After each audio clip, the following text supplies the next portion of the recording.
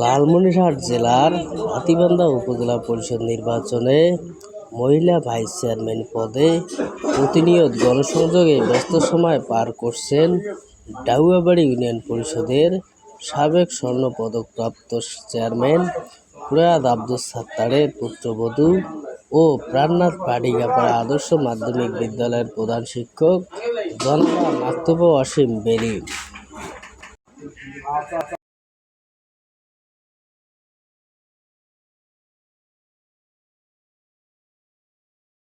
মাকতুবা ওয়াসিম বেলি প্রতিদিন হাতীবান্ধা উপজেলার বিভিন্ন হাট বাজারে গণসংযোগ চালিয়ে যাচ্ছেন। এতে সাধারণ মানুষের ব্যাপক সাড়া পাচ্ছেন বলে জানিয়েছেন তিনি। মাকতুবা ওয়াসিম বেলি জানিয়েছেন, তিনি প্রতিদিন বিভিন্ন হাট বাজারে সাধারণ মানুষের সাথে কুশল বিনিময় করছেন এবং সাধারণ মানুষের কাছে তিনি বেশ জনপ্রিয় হয়ে উঠেছেন বলে অনেকেই জানিয়েছেন।